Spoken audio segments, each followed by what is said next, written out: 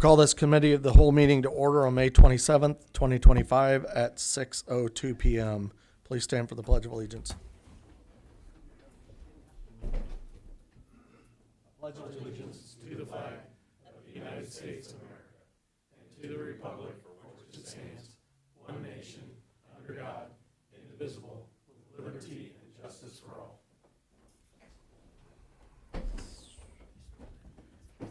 Okay, is there anybody that would like to speak under public participation this evening? Okay, for the record, there is no public participation this evening. We will start with item number 4, oath of office, Fire Chief Aaron Ty Johnson. Chief, please step forward.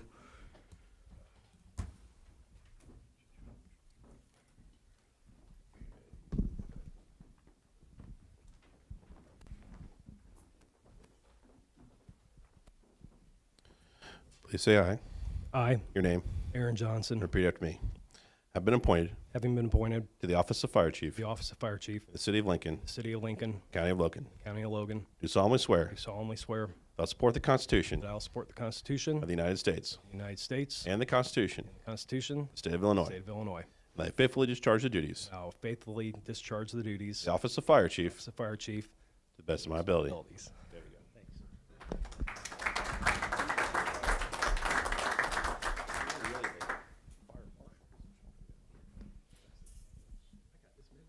Yeah, you did.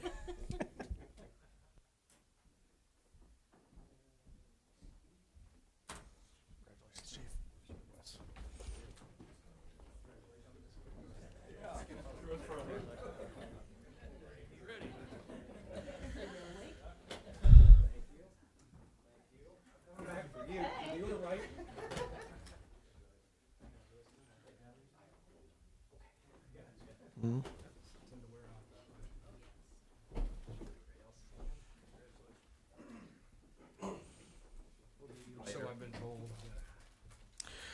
Okay, next item up is item number 5, approval of extending engineering service with Crawford Murphy and Tilley from May 1st, 2025 to April 30th, 2029.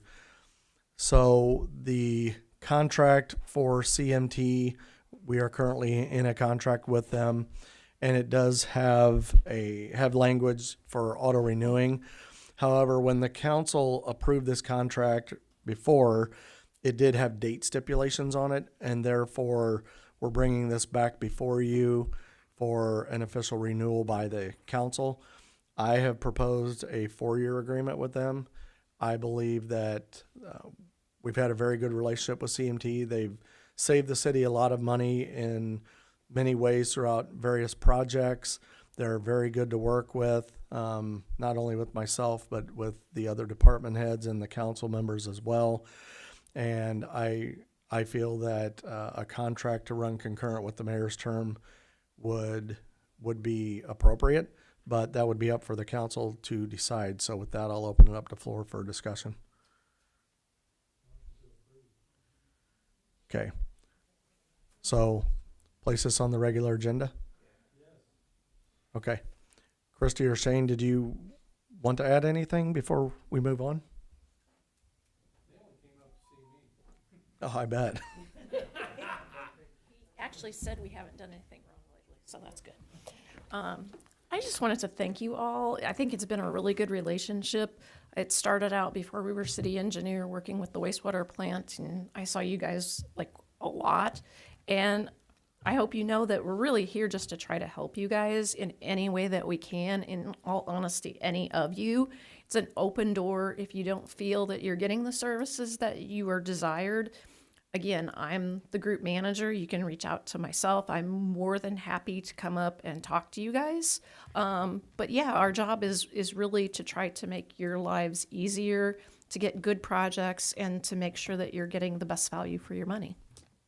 But thank you again for keeping us around. Alderman Bateman. I'd like to point out they've been great to work with. Haven't talked to Christy much since the sewer completion. Talked to Shane several times.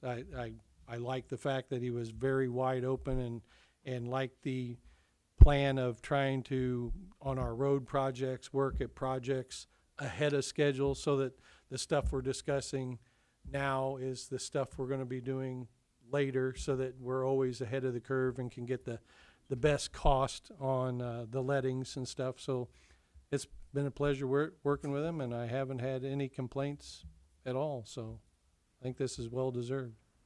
Thank you. Okay, thank you. We'll place this on the regular agenda. Shane, don't go far. Your items are up next. Okay, next item up is item number 6, Crawford Murphy and Tully Work Order number 15, Curb and Sidewalk Program for 2025-2026.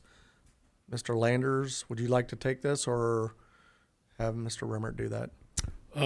We have provided targets to Shane and his staff, and this is basically to execute the sidewalk and curb projects for this year. Covers design engineering, construction engineering, and the letting and contractual work that needs to be done with the contractors. Questions from the council? Okay. Place this on the regular agenda. Okay, we'll place item number 6 on the regular agenda. Next up is item number 7, Crawford Murphy and Tully Work Order number 13, Campus View Drive, Planning and Engineering. Mr. Bounds? All right, so we've got work order 13 here. This is for the rest of the planning and then to move into design engineering for the Campus View Drive sewer. Any of the work that would be completed under this would be predicated on item number 8, I believe. Andrew, could you try to lean in a little bit? It's hard to hear you. Anything, Thank you. any work completed under this work order is going to be predicated on item number 8 tonight. That's also on the agenda. It's budgeted for in the budget this year, and the work order has a cap of $100,000 unspent. Questions for Mr. Bounds? Place this item on the regular agenda. Okay. Place item number 7 on the regular agenda. Moving on to item number 8, letter of understanding. Mr. Bounds or Mr. Hoblet? Mr. Hoblet? So we've been working with an organization in regards to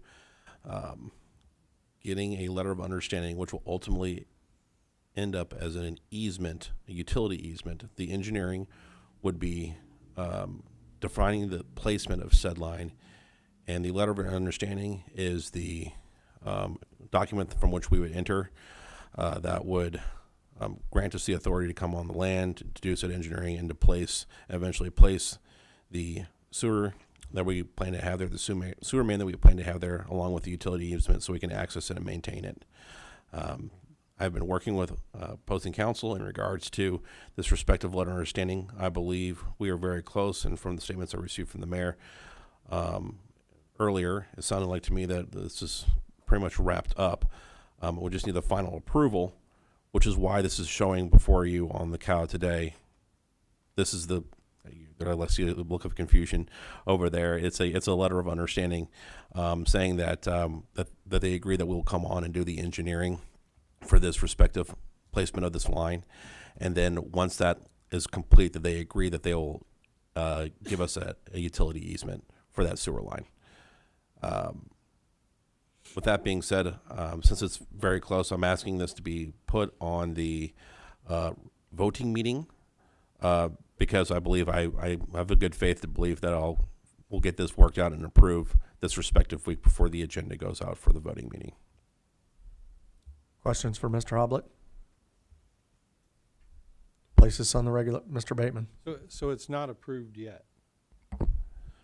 That is correct. I've had phone conversations and emails exchanged, Mr. Bateman, with opposing counsel.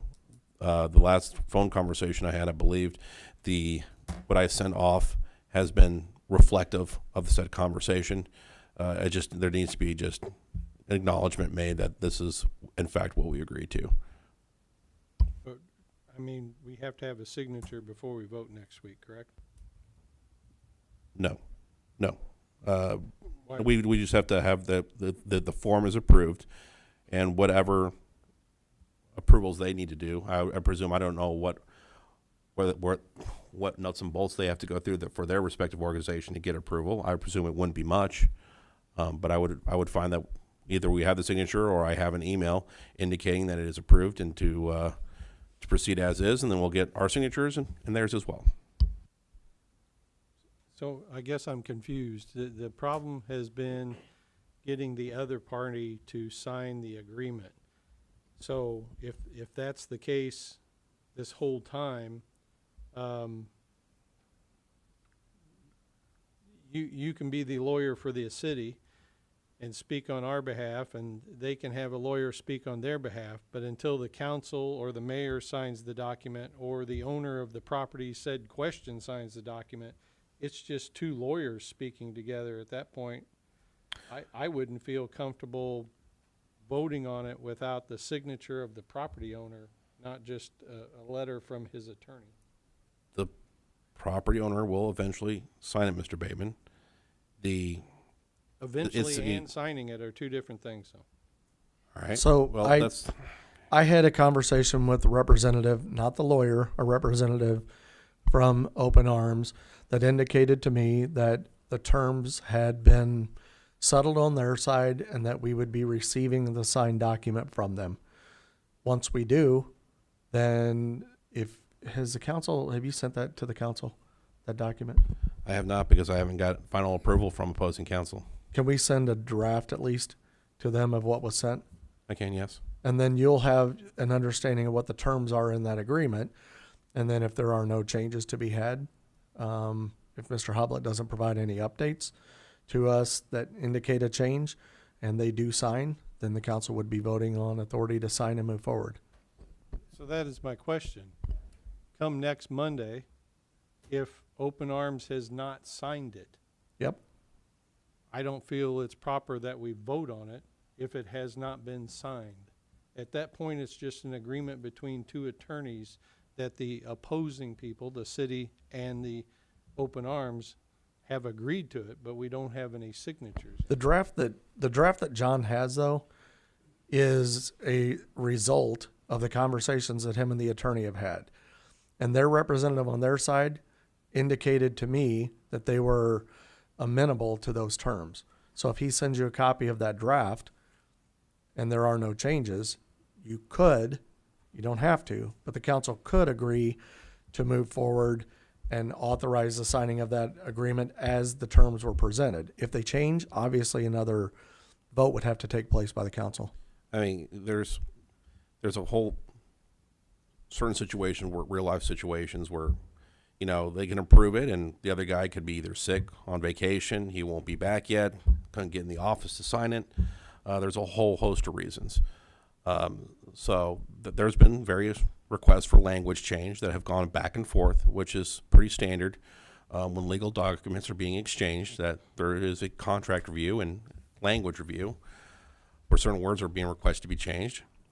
That has been done at this point, and again, I'm just waiting on the final approval. So, Steve, did you have a question? No, I was just going to say if we get a draft of it and nothing changes, and we approve the draft and you know parties sign the letter, then I'm okay with that. And if it changes, you can always table it. If we put this on the agenda tonight and something changes between now and then and the council decides that they want to table it, we can table it. It keeps it moving forward because, as you know, there's been delays with this project. And they've had some issues out there, and it's a matter of time before another one presents itself, as I know you're very aware. Okay. That's why I'm a little weary. The city has the city has all the skin in the game. That's why I'm a little wary of putting the signature of the vote of the council approval without them signing it first. I'm a little skittish. Right, and understand, but it wouldn't be out of line for the council to agree on the terms as presented to the council and sign it to keep it moving, so that when they decided or chose to sign it through their lawyers, they did. We have a meeting schedule that dictates how often we meet and keep things moving. They do not. And we would not, obviously, if the terms were to change, then I know that the attorney and I would I wouldn't sign that document if the terms changed. It would come back to you for consideration. Just to clarify, just to clarify, Mr. Bateman, we don't really have skin in the game. It's the other side who has all the skin in the game and all the liability. We're installing a line here for those residents. So I just want to correct the use of said language. Okay, so can we place this on the regular agenda? Okay, let's place it on the regular agenda. Mr. Hoblet will send that draft out to everybody and then we'll discuss next week. Okay, moving on, item number 9, Heartland Bank credit card limit increase. Ms. Bateman. I'm asking for an increase in the Heartland Bank credit card that is held by myself. I have currently have a $500 limit, and my credit card is on file with everything that is automatic charged, like our domain, Microsoft, Adobe. So my card is basically hostage. And when I need to use it, I don't have any funds there to use it for. So I either have to pay for it myself and get reimbursed, or I go see Ty and borrow his. So I'm just asking if it can be increased. Do you have a recommended amount? All the other department heads has 5,000, which I'm not going to go 5,000, but I'd rather to increase it. It has to go through a council, and then the minutes have to be given to Heartland, and goes through a whole thing before anything can ever be increased. So I was just asking for the 5,000, just so it doesn't ever have to come back if something else. Like I said, my card's held on all the renewal for anything. Put it on the agenda for $5,000. It would be consistent with the other department heads. Okay. And I do say I do have another credit card, a different company credit card, but we charge the Comcast. Comcast was very difficult about getting our payments applied properly on time, so they just charge the card, and that's all that card is used for, is for Comcast on a monthly basis, on a different one than I have. So Is that limit 500 on that one? I think it's 500, yeah, and it covers what Comcast charges, yeah. Okay, so place this on the regular agenda. Okay, place item number 9 on the regular agenda. Next is item number 10, renewal of certificate of deposit in the general fund. Mr. Conzo. Thank you, Mayor. That certificate of deposit is now due, actually due on the 22nd of May. We have a 10-day window in there in which to renew it. Trying to work on getting a little bit higher rate, but the rate we've been quoted on that now is 4.1%, which is down from, I believe it was 5.2 previously. So what I would need, and I think that's about standard as it is. So what I would recommend to the council, if they're agreeable to it, is renewing it. And what I'd like to find out, so that we can get started on the paperwork within that 10-day time frame, is if this were Monday night, would you be agreeable to renewing that certificate of deposit as noted? Questions for Mr. Conzo? Yeah, I like it. So place this on, we need to place this on the regular agenda, correct? Right. Okay. Okay, As long as there are no objections. We'll place item number 10 on the regular agenda. Okay. Next item is item number 11, request a permit, June 19th, 2025, bounce house vendors, children activities. Ms. Bateman. This is a request a permit with street closure for Juneteenth, which is June 19th. And for Latham Park is where it's mainly going to be at, which they've gotten their permission from the county. Bounce houses vendors, they're wanting to close North Kickapoo Street from Pekin to Latham Place from 1 to 6. And then Pekin Street and North McLean Street from Kickapoo to McLean from 11 a.m. to 7.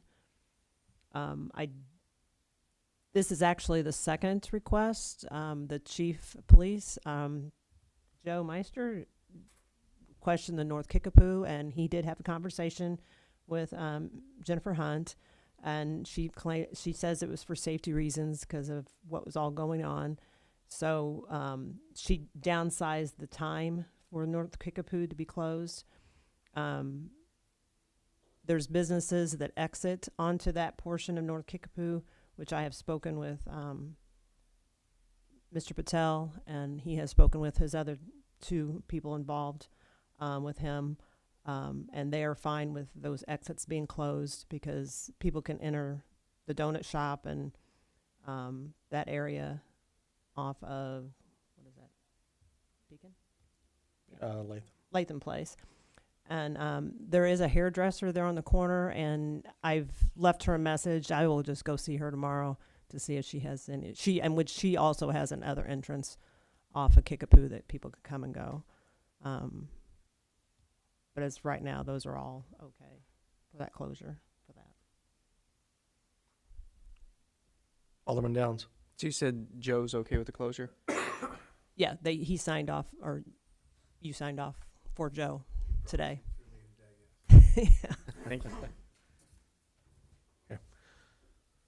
So place this on the consent agenda. agenda, right? Oh, and I did just receive their insurance today. She sent it over today, so I've got that covered. Okay, so place this on the consent agenda. Okay. Okay, next up is item number 12, non-union positions for potential change. Mr. Hoblet. So the last time we met, well, we changed some positions, and one, I believe, 23.5 and 125.5, or 3, sorry, 123.3. You guys asked me to look into some potential other positions within the city that could be changed. I looked over Title I from some respective changes. There's a few there that could be changes. There's the sewer clerks out of Ms. Bateman's office run with the term of the city clerk. Those could potentially be changed to be reflective of what we did previously, that they just exist in perpetuity. The administrative assistant language needs to be changed to reflect what we did with the other ones. So we have some hegemony with the language. Code enforcement officer, which we just created, that also runs with the mayor. We can make that run in perpetuity as well. I found a public works director. I put that in there because it also runs with the mayor, but I spoke with Mr. Conzo and got some historical context in regards to this position. Apparently this was a position that had an appointment that didn't last very long and has been vacant. It was created, someone was appointed. That person went on to a different office, and now it has been sitting vacant since that period of time. So it might not even be relevant to even keep this position open. But I typically see public works, when there's like a street department and like say a water department that's being combined, under one office and it's public works. We don't really have that here, in this community. So that position could be removed, vacated, and we could just put it as just repealed, keep it there, and just put like repealed by it, and keep that number there. So instead of adjusting all the other numbers, just keep that number there. And if we, create a new position within the city, we could put it right there. So depends on what you guys would like to do. Bring it up for discussion. So I understand that sewer clerk would apply to 3 of the people that work in the city clerk's office. Would Julie Lander's position fall under administrative assistant or Clerk. so wouldn't we have to add deputy city clerk under there, or is that? That's a good point, Mr. Bateman. There is a deputy city clerk underneath the city clerk's position. So 1-7 is a city clerk. 1-7-9 is a deputy city clerk, and 1-7-10 is the assistant city clerk. And Ms. Bateman, I don't know if there's anybody in your office that has that position of assistant, or if they're just all sewer clerks besides the deputy. That was created. Okay. So no, there isn't. If I look down to deputy city clerk,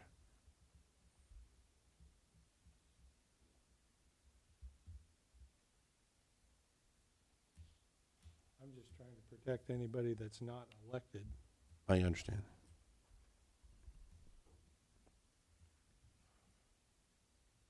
Because Charity's doing that work that Rachel used to, correct? For the most part.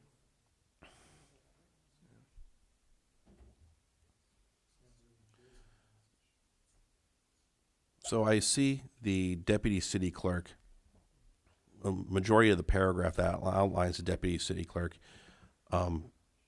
details the rules and procedures for removal of a deputy city clerk. And in essence, what happens here, it looks like to me that they've written out long form what the statute requires for anybody who's dismissed.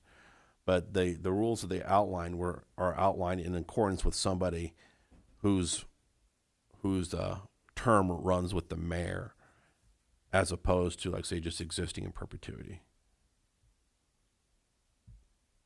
That it's silent in regards to term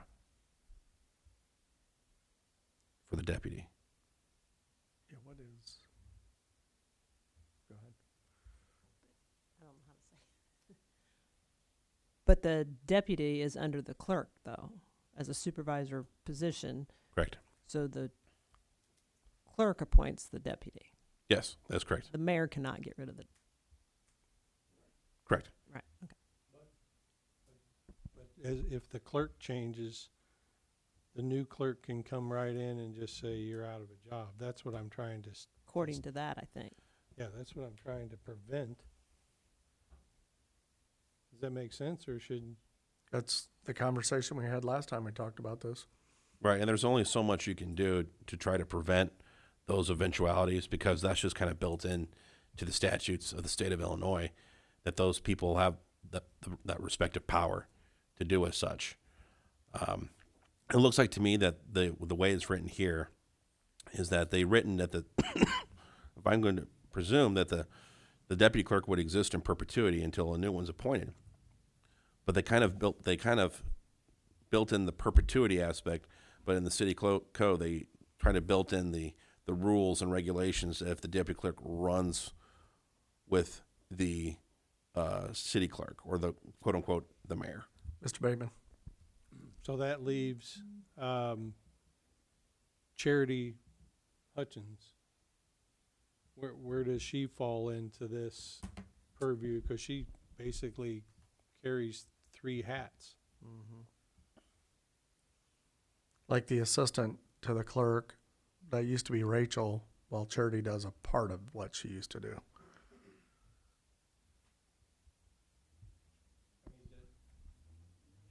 If it's a tricky wicket, because she does work for three different departments, but if her main job is code enforcement officer, then she's not. So That's Corey, the code enforcement. Charity's not code enforcement. She has an office out there, but that's, not her role. or does I guess, does that position need to be created under street and alley or something, or So if you look on this is what I was looking at, it actually shows her as the admin assistant by title in here. So is she occupying that title by code? But we've just modified her responsibilities across the three departments? I think that's, yeah. Mayor, Mr. Barrett? who does the evaluation of this employee? Mr. Landers and Mr. Woodhull and Miss Bateman. All three of them do. Because she serves all three departments. Her salary is split three ways. Yeah. Okay, I was just thought if one of you just did it, then perhaps just, I think, like what percentage? Yeah. Right. I mean, that's a dynamic that we really don't want to disrupt because it works well in that capacity. saying her title is administrative assistant, then she's covered under the number 2. I think we're probably going to have to look into it. Perhaps that one is not ready for a conversation.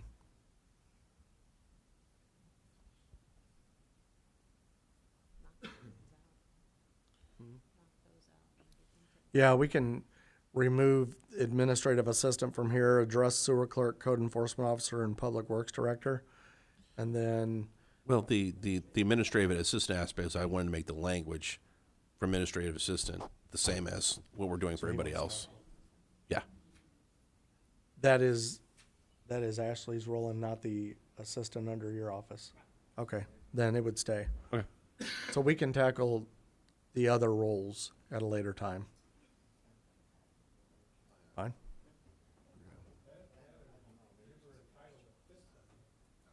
Oh, use your microphone. Okay, we'll talk about, Title that fits in there. we'll talk about that when we bring it back to you for Charity's role. So are we She get- wouldn't be included in here. So are we getting rid of Public Works out of the code? I would think that'd probably be appropriate. So you're doing 4 ordinances. Well, I mean, I could do 2 ordinances, one that would get rid of the public works, and I could do another one that would literally be outlining Those 3. those 3, yeah. Okay. Okay, so place this on the regular agenda. Ms. McClellan?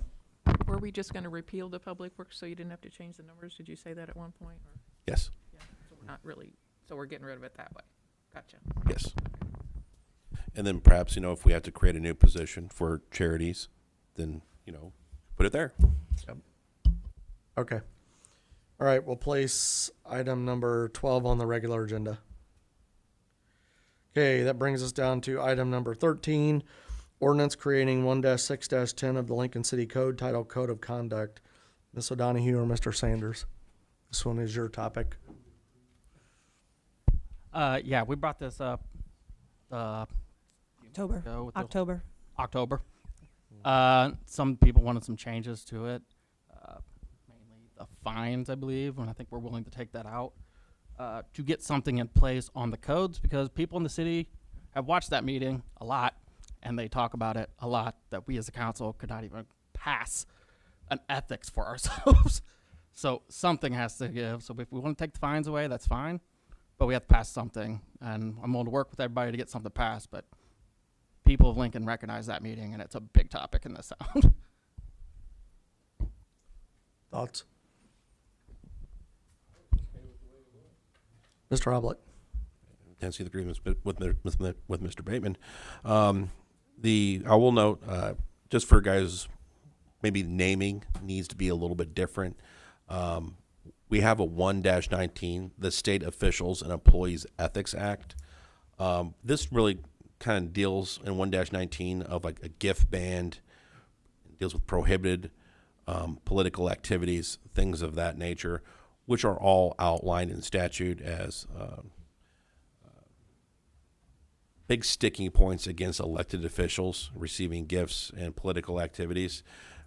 Down below in there, they do establish an ethics commission, but the ethics commission is solely geared towards looking at those gift and those gift related issues and political campaigning related issues, not what we talked about back in October.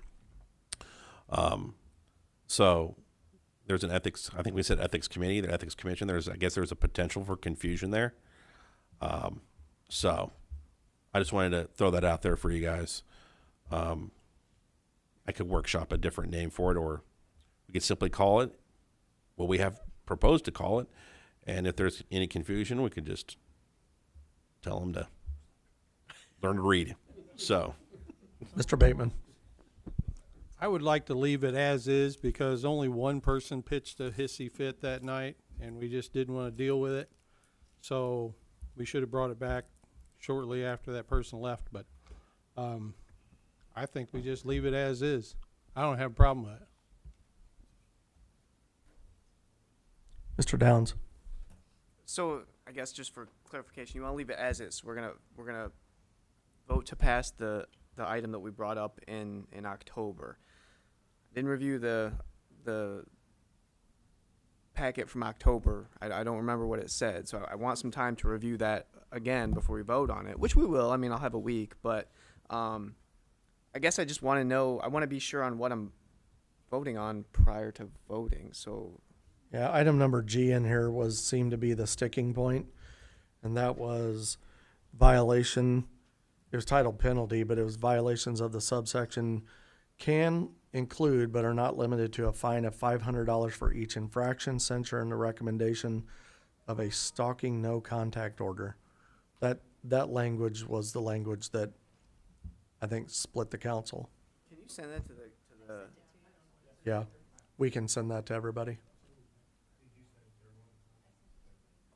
Yeah, but I guess I also want to just state I'm 100% for a code of conduct, very much so. But I just want to know what I'm voting on. So would you like to put it on the agenda and then review it between now and then, or would you like to bring it back at the next cow?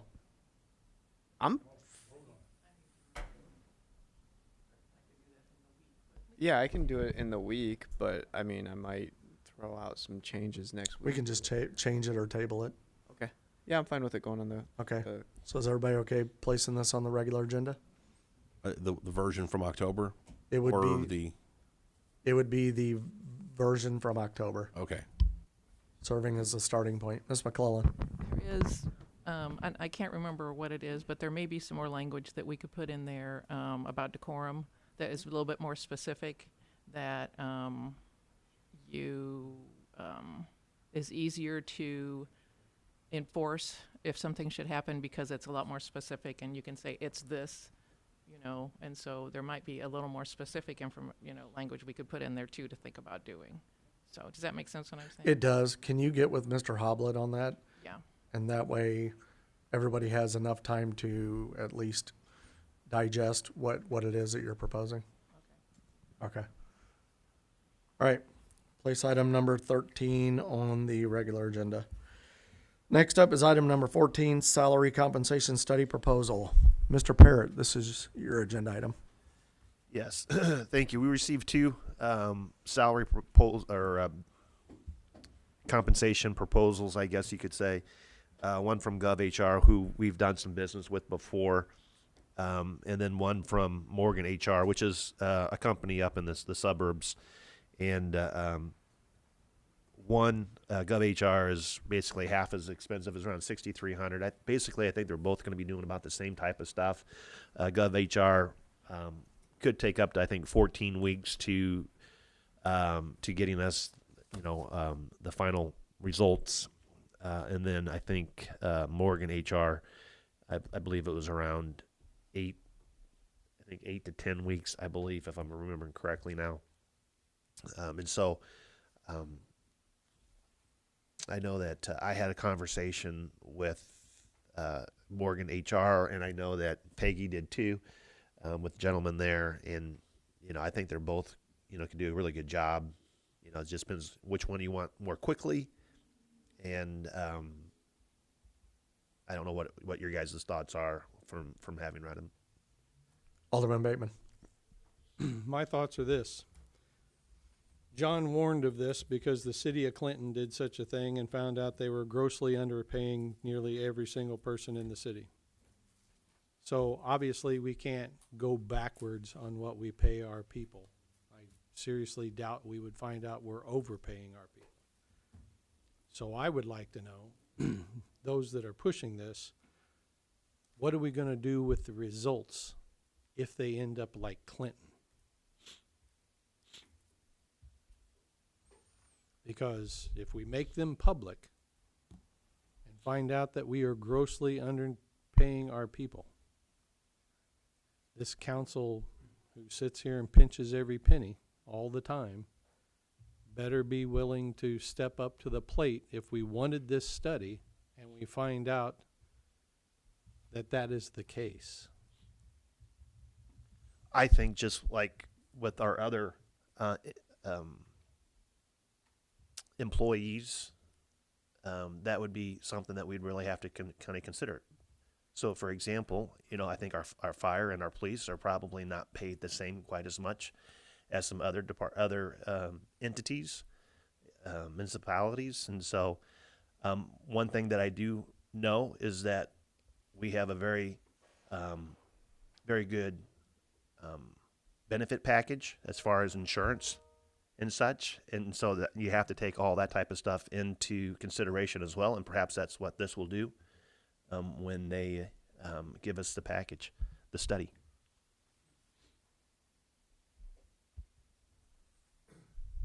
Okay, Ms. Bateman? Looking at the two proposals, the Morgan one, which is the higher, the 13.5, they actually just send out FOIAs to other municipalities. And with a FOIA, they don't have to go and create a bunch of stuff. They're just going to say, okay, this person does this, they make this, here you go.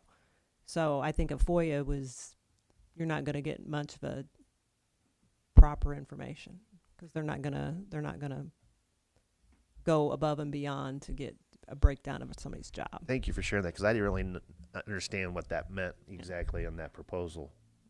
But they actually, it says actual 'Cause FOIA. it The other could- one doesn't say anything right. about a FOIA. Yeah, because there's some potential cost to a FOIA, and I'm like, Yeah.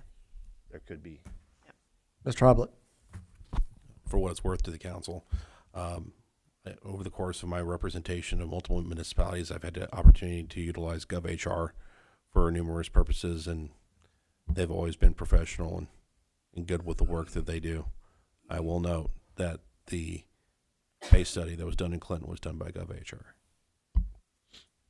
I still think it's a good thing to do, especially considering the percentages that could potentially be given over the next 20 years, or whatever, and what those salaries would look like as well. And so I'm fine with this because either way, it's going to be what it's going to be. Mr. Sanders? Yeah, I'm fine with going with GovHR. I want the most accurate numbers, and I'm not afraid of transparency. So if it is higher, then we'll deal with that when it comes down the road.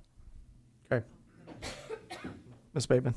On the GovHR one, it has the $6,300, but down below it says optional services, which you just mentioned the benefit package. I take it that for them to give us anything on including the benefit package is another $2,700. How about we do a not to exceed $10,000? That would put it at 9. A whole $1,000, Chuck? A whole $1,000. Adds up. Well, it's a, And they're outlined, those expenditures are outlined here, and they add to 9,000, so we're not in the business of paying a bonus for it. well, I will, 9's round, 9,000 is round. I will point out though, under optional services, it does mention site visits, there being an additional cost. And I believe last time we used them, didn't we ask them to come before council and present their findings? But that's included in here. It is included as part of the 300 present, Right. but it doesn't say, virtual or on-site. See, this says make any on-site visits, there would be an additional cost for, so we have to clarify that. And maybe that would be our request for them to become here. And then we just have to pay that. But yeah. Yeah.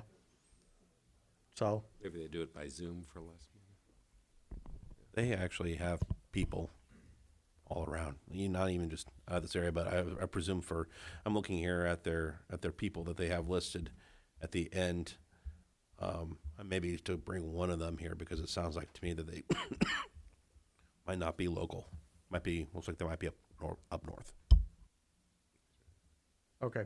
So are we going to put $9,000 to cover the additional, the breakdown is for the proposed project cost plus the additional benefits services? I think that can make a really big difference in Yes. people are getting reimbursed, and I think that would be important to get that piece in there if we can. Yep. Okay, so we'll place that item on the regular agenda, correct? Okay, Thank for you. GovHR, yep. Thank you for getting those Took a while. proposals, Mr. Parrott. Okay, that brings us down to announcements. Ms. Bateman, I believe you've got an announcement. I sent everybody an email today. We did get another request a permit, and it's time sensitive, so it kind of needs to be on the next voting meeting. It's the Lincoln Christian Church is going to have a, I don't know what it is. They need roads closed for stuff with the kids, basketball hoops, just like a, They've done this before, I believe. yeah. Yeah. It's June 14th, which is a Saturday, from 11 to 3. McLean Street between Pekin and Delavan, and Pekin Street between McLean and Hamilton. Mr. Bateman, and then Mr. Anderson. Mr. Anderson, go ahead. Okay, Mr. Bateman. The only announcement I have is you follow social media, which everybody does, and you go to the Balloons Over 66 page, which I'm a part of. There's a sign-up genie there for volunteers. If you'd like to volunteer 2 hours of your time, or you have the option to put in modifications if you need be, to be part of the largest festival in Logan County. We'd love to have you volunteer a couple hours of your time.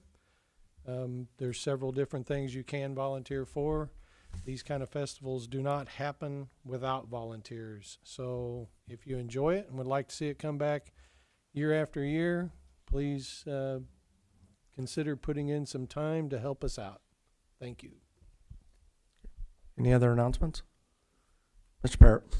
Well, I had an email come in from someone that lives on the 600 block of North Union, and when they did the sidewalks look great and all that, but right now it's not.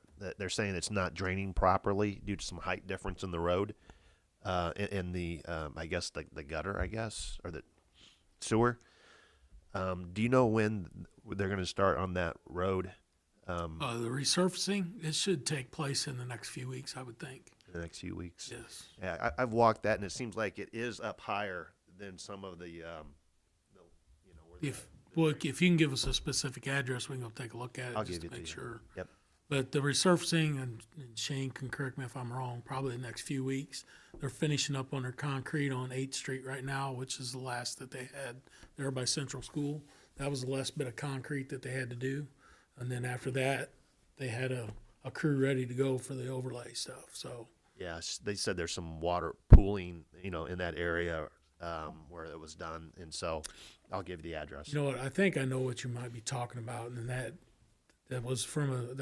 was due to a utility patch. If I think I'm aware of what you're talking about because they did call about it. So Thank so it has nothing to do with the resurfacing projects or Okay. anything. There was a utility patch that was done in that area that they got the asphalt a little thick. So, All right, thank you. but send that to me and I'll follow up and make sure that's the case. Sure, thank you. That's it. Thank you. Mr. Bateman.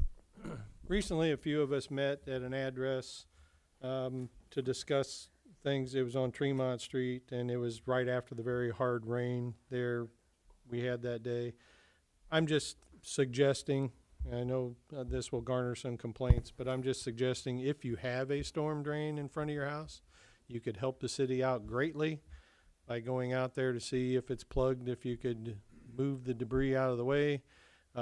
We have a limited amount of crew, and usually those guys got to be called in on overtime. These kind of storms don't happen during business hours, so you could help out greatly. If you see it plugged, just try to unplug it and move it out of the way, and the street department will get around to getting it cleaned up best they can when they can. So just asking for a little more volunteer time of our citizens. Okay. Any other announcements? Mr. Landers. Going back to last week when we discussed the cleanup, I did get some more definite totals. It looks like we collected around 40 tons of material on that cleanup. And then also, as some of you have probably noticed, 5th Street is closed again. Yeah, the water was shut off too. It's not the same issue. Someone decided to take out a fire hydrant, so they had to replace the fire hydrant. I stopped by and checked on it today. They were finishing up the repair, so they were hoping to get the flowable in.